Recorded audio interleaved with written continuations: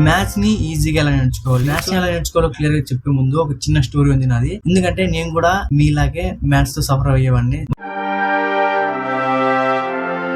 1 to 5th వరకు maths బాగా చేసేవాడిని. కాకపోతే 6 జెడ్పిహెచ్ స్కూల్ వెళ్ళాను అనమాట. సో అక్కడ ఏంటంటే మ్యాథ్స్ టీచర్ ఉండేవారు కాదు, మా సైన్స్ టీచరే మా మ్యాథ్స్ కూడా ఎక్స్ప్లెయిన్ చేసేవారు అనమాట. ఒకే టీచర్ 2 సబ్జెక్టులు ఎక్స్ప్లెయిన్ చేసేవారు. ఆ తర్వాత 1 year కి 7th class లో ఉన్నప్పుడు మ్యాథ్స్ టీచర్ మా స్కూల్ కి వచ్చారు. సో ఆ మ్యాథ్స్ టీచర్ కి ఏంటంటే హెల్త్ ఇష్యూస్ ఉండేవి అనమాట. సో ఆ హెల్త్ ఇష్యూస్ వల్ల మా సార్ డైలీ స్కూల్ కి వచ్చేవాళ్ళు కాదు. వచ్చినా కూడా ఒక పీరియడ్ 40 minutes ఉండేది. సార్ 20 minutes లేట్ గా వచ్చేవాళ్ళు. అండ్ 20 minutes ఏం చేసేవారు అంటే ఒకే ప్రాబ్లం చెప్పేవాళ్ళు. సో అలా ఒకే ప్రాబ్లం ఒక్క రోజు అంతా చెప్పేవాళ్ళు. అలా చెప్పడం వల్ల 1 year మొత్తం అయినా కూడా మాకు కంప్లీట్ అయ్యేవి 1 or 2 chapters మాత్రమే. 7th, 8th, 9th ఇలా 3 years మాకు 1 or 2 chapters తప్ప ఎక్కువగా మాకు చెప్పలేదు. మ్యాథ్స్ అనేది మెయిన్ గా 7th నుంచే స్టార్ట్ అవుతుంది. ఫార్ములాస్ అన్ని మెయిన్ సబ్జెక్ట్స్ అన్ని 7th నుంచే స్టార్ట్ అవుతాయి. ఆ మెయిన్ సబ్జెక్ట్స్ నేను మిస్ అయిపోయాను. సో అందువల్ల 10th కి వచ్చేసరికి నాకు మ్యాథ్స్ అనేది చాలా టఫ్ సబ్జెక్ట్ అయిపోయింది. చాలా తక్కువ మంది స్టూడెంట్స్ కి రిలేట్ అవుతుంది ఈ ప్రాబ్లం. కాకపోతే ఈ వీడియో చేయడానికి మెయిన్ రీజన్ ఏంటంటే మ్యాథ్స్ ని నేను నేర్చుకోలేకపోయాను. చాలా మంది స్టూడెంట్స్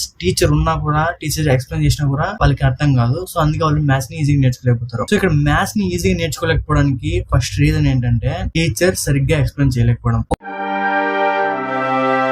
ఒక హిస్టరీ గానీ లేదా ఒక బయాలజీ గానీ టెక్స్ట్ బుక్ లోనే చదివి స్టూడెంట్స్ కి వినిపిస్తే టీచర్స్ ఆ సబ్జెక్ట్ అనేది స్టూడెంట్స్ కి అర్థం అవుతుంది. కానీ మ్యాథ్స్ అనేది కొంతమంది టీచర్స్ ఏం చేస్తారంటే టెక్స్ట్ బుక్ లో ఉన్నది యాజ్ ఇట్ ఈస్ ఒక న్యూస్ రీడర్ లాగా వాళ్ళకి చదివిస్తారు. సో అది రియల్ లైఫ్ లో ఎందుకు యూజ్ అవుతుంది అనేది స్టూడెంట్స్ కి క్లారిటీగా తెలియదు. సో అలా క్లారిటీగా తెలియకపోవడం వల్ల ఆ స్టూడెంట్స్ అనేది ఆ టాపిక్ ని అర్థం చేసుకోలేకపోతారు. సో ఒక ఫార్ములా అనేది ఉందంటే ఆ ఫార్ములా మనకి రియల్ లైఫ్ లో ఎందుకు యూజ్ అవుతుంది అనేది తెలిస్తేనే కదా దాని ఇంపార్టెన్స్ అనేది మనకు తెలుస్తుంది. అండ్ అది నేర్చుకోవడానికి మనం ట్రై చేస్తాం. టీచర్స్ ఏం చేస్తారు, ఫార్ములా చెప్పేస్తారు, దాన్ని ఎలా సాల్వ్ చేయాలో చెప్పేస్తారు. అది రియల్ లైఫ్ లో ఎందుకు యూజ్ అవుతుంది అనేది చాలా మంది స్టూడెంట్స్ కి టీచర్ చెప్పరు. అండ్ స్టూడెంట్స్ కూడా అడగరు. ఎందుకంటే క్వశ్చన్స్ అడగడానికి భయపడతారు. కొంతమంది టీచర్స్ బాగా ఎక్స్ప్లెయిన్ చేయగలిగినా కూడా స్టూడెంట్స్ అనే వాళ్ళు వాళ్ళకి ఏమైనా డౌట్స్ వస్తే క్వశ్చన్స్ టీచర్ ని అడగరు. ఇక్కడ కొంచెం అనేది మిస్ మ్యాచ్ జరుగుతుంది టీచర్స్ కి స్టూడెంట్స్ కి మధ్య. ఇంకోటి ఏంటంటే మ్యాథ్స్ టీచర్స్ మోస్ట్లీ చాలా స్ట్రిక్ట్ గా ఉంటారు. ఏదైనా మిస్టేక్ చేస్తే స్టూడెంట్స్ ని వాళ్ళు ఎక్స్ప్లెయిన్ చేయడం ఆపేసి స్టూడెంట్స్ ని వాళ్ళు స్టిక్ తో కొట్టడం ఇలాంటివి చేస్తుంటారు. సో అందుకే స్టూడెంట్స్ కి ఏమైనా క్వశ్చన్స్ వచ్చినా కూడా మధ్యలో ఏదైనా ఎక్స్ప్లెయిన్ చేసేటప్పుడు ఇది ఎందుకు యూజ్ అవుతుంది, దీన్ని ఎలా సాల్వ్ చేయాలి అనే క్వశ్చన్స్ వచ్చినా కూడా వాళ్ళు అడగలేకపోతారు. మీరు మ్యాథ్స్ ని నేర్చుకోవాలంటే మిగతా సబ్జెక్ట్ లాగా మీరు మ్యాథ్స్ ని చదవకూడదు, దాన్ని మీరు ప్రాక్టీస్ చేయాలి. మీరు ఒక ఫార్ములా నేర్చుకోవాలంటే ఫస్ట్ ఆఫ్ ఆల్ మీరు చేయాల్సింది ఆ ఫార్ములా మనకి రియల్ లైఫ్ లో ఎందుకు యూజ్ అవుతుంది ఇది మీరు తెలుసుకోవాలి. సో ఒకవేళ మీ టీచర్ కనుక దీనికి ఆన్సర్ ఇవ్వలేకపోతే, మీ టీచర్ దగ్గర దీనికి ఆన్సర్ దొరకకపోతే మీరేం చేయాలంటే ఇప్పుడున్న ఏ టెక్నాలజీ వాడుకొని ఈ ఫార్ములా ఎందుకు యూజ్ అవుతుంది అనేసి మీరు చాట్ జీపీటీని కానీ, గూగుల్ జెమినీ అయిన కానీ, క్లౌడ్ అయిన కానీ అడగండి. అప్పుడు ఏఐ క్లియర్ గా అర్థమయ్యేలాగా మీకు ఎక్స్ప్లెయిన్ చేస్తుంది. ఒకవేళ మీకు ఏమైనా డౌట్స్ ఉన్నా కూడా మళ్ళీ అడగండి, దానికి మీకు సొల్యూషన్ అనేది చెప్పుద్ది. సో ఇలాగా మీరు మీకున్న డౌట్స్ ని క్లారిఫై చేసుకోవచ్చు. ఇలా మీరు క్లారిఫై చేసుకుంటే మీకున్న most of the questions and doubts మీకు క్లియర్ అయిపోతాయి. అండ్ ఆ ఫార్ములా ఎందుకు యూజ్ అవుతుంది అనే కాన్సెప్ట్ మీకు అర్థమవుతుంది.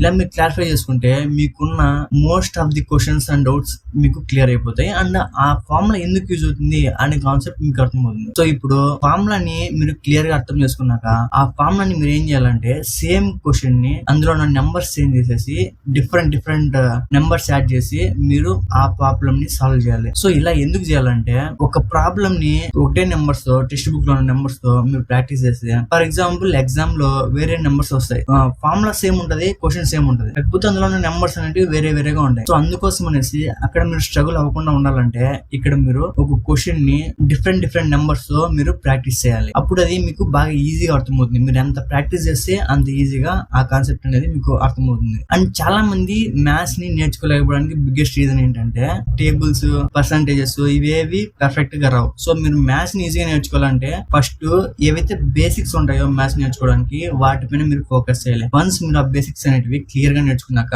మీరు నెక్స్ట్ మ్యాథ్స్ ని ఈజీగా అర్థం చేసుకోగలుగుతారు అండ్ ఈజీగా ప్రాక్టీస్ చేయగలుగుతారు. ఎప్పుడైతే ఒకటే క్వశ్చన్ ని డిఫరెంట్ నెంబర్స్ తో మీరు మళ్ళీ ప్రాక్టీస్ చేస్తారో అప్పుడు మీరు మిస్టేక్ చేస్తారు. Most of the students mistake చేస్తారు, నేను కూడా మిస్టేక్ చేస్తా. సో ఆ మిస్టేక్స్ ని మనం అనలైజ్ చేసినప్పుడు ఎందుకు ఇక్కడ మనం మిస్టేక్ చేస్తాం. మనం అనుకున్న ఆన్సర్ ఏంటి, అందులో ఉన్న యాక్చువల్ ఆన్సర్ ఏంటి అని మనం అనలైజ్ చేస్తే నెక్స్ట్ టైం మీరు ఆ మిస్టేక్ ని అవాయిడ్ చేయడానికి చాలా ఛాన్సెస్ ఉంటాయి. సో మీరు ప్రాక్టీస్ చేసేటప్పుడు మిస్టేక్స్ ని అనలైజ్ చేయండి. సో నేను మిస్టేక్ చేస్తున్నా, ఈ ఫార్ములా చాలా కష్టంగా ఉంది అని అనుకోవడం ఆపేసి నీ మైండ్ లో ఒక ఫార్ములా ఉంటది, అదే సేమ్ క్వశ్చన్ కి నువ్వు ఒకటి అనుకుని సాల్వ్ చేస్తుంటావు, కాకపోతే అక్కడ యాక్చువల్ ఆన్సర్ వేరే ఉంది అనుకోండి. అప్పుడు నువ్వేం చేయాలంటే, సో ఈ క్వశ్చన్ ని నేను ఎలా సాల్వ్ చేశాను అండ్ యాక్చువల్ గా ఉన్న ఆన్సర్ ఏంటి, నెక్స్ట్ టైం ఎలా సాల్వ్ చేయాలి, ఇలా అనలైజ్ చేస్తే ఆ ఫార్ములా అనేది మీకు ఇంకా బాగా అర్థమవుతుంది అండ్ మీరు ఎగ్జామ్ లో కూడా మర్చిపోకుండా ఆన్సర్స్ రాయగలుగుతారు. అండ్ చాలా మంది స్టూడెంట్స్ ఏం చేస్తారంటే టెక్స్ట్ బుక్ లో ఉన్న ఫార్ములాని బట్టి పెట్టేస్తూ ఉంటారు. ఎలాగంటే యాజ్ ఇట్ ఈస్ బట్టి పెట్టేస్తూ ఉంటారు. సో ఇది తెలుగు సబ్జెక్ట్స్, సోషల్ సబ్జెక్ట్స్ వీటిలో వర్క్ అవుద్దేమో కానీ బట్టి పట్టడం, మ్యాథ్స్ లో వర్క్ అవ్వదు. సో ఎందుకు వర్క్ అవ్వదు అంటే, మ్యాథ్స్ లో ఫార్ములాని మీరు గుర్తు పెట్టుకోవడానికి బట్టి పట్టొచ్చు, కాకపోతే అది మీరు అర్థం చేసుకుంటేనే అది మీకు ఎక్కువ బాగా యూజ్ అవుతుంది. ఎలాగంటే ఫర్ ఎగ్జాంపుల్ టెక్స్ట్ బుక్ లో క్వశ్చన్ ఉంటది, సేమ్ ఫార్ములాతో ఉంటది, కానీ ఎగ్జామ్ లో వచ్చేసరికి ఆ క్వశ్చన్ అనేది సేమ్ ఉంటది కానీ నెంబర్స్ మారిపోతాయి. సో మీరు ఎప్పుడైతే బట్టి పట్టేసి ఒక ఆన్సర్ ని నేర్చుకుంటారో అదే క్వశ్చన్ ఎప్పటికీ మ్యాథ్స్ ఎగ్జామ్ లో రాదు. ఎందుకంటే మ్యాథ్స్ ఎగ్జామ్ లో 100% ఆ ఫార్ములాలో టెక్స్ట్ బుక్ లో ఏదైతే ఉందో ఆ క్వశ్చన్ లో ఉన్న నెంబర్స్ ని క్వశ్చన్ పేపర్ లో ఖచ్చితంగా మారుస్తాడు. సో అక్కడ టెక్స్ట్ బుక్ లో ఉన్న సేమ్ క్వశ్చన్స్ ని మిగతా సబ్జెక్ట్స్ లాగా బట్టి పట్టావు అనుకో, నువ్వు 100% ఫెయిల్ అయిపోతావు. సో నువ్వు ఆ ఫార్ములాని ఖచ్చితంగా అర్థం చేసుకోవాలి అండ్ ఎలా సాల్వ్ చేయాలో కూడా అర్థం చేసుకోవాలి. అప్పుడే నువ్వు ఎగ్జామ్ లో బాగా రాయగలుగుతావు అండ్ మ్యాథ్స్ నీకు ఈజీగా అర్థం అవుతుంది. సో నువ్వు మ్యాథ్స్ నేర్చుకోవాలంటే నువ్వు చేయాల్సింది ఫియర్ ని రిమూవ్ చేయి. ఫస్ట్ నీ మైండ్ లో ఉన్న మ్యాథ్స్ అంటే టఫ్ అనే టైప్ ఆఫ్ మైండ్ సెట్ ని తీసేసి మ్యాథ్స్ నేర్చుకుంటే ఈజీగా వస్తుంది, ఇదేం పెద్ద విషయం కాదు అనేది నువ్వు గుర్తుపెట్టుకోవాలి. మ్యాథ్స్ ఈజీగా నేర్చుకోవాలంటే మ్యాథ్స్ లో ఉన్న లాజిక్ ని మీరు కనుక్కోవాలి అండ్ అది ప్రాక్టీస్ చేయాలి. ఈ రెండు చేస్తే మ్యాథ్స్ మీకు ఈజీగా వచ్చేస్తుంది. అండ్ మ్యాథ్స్ ని మీరు ఇంకా బాగా ఈజీగా నేర్చుకోవడానికి మీకు స్పేస్ రిప్రెషన్ ట్రిక్ బాగా యూజ్ అవుతుంది.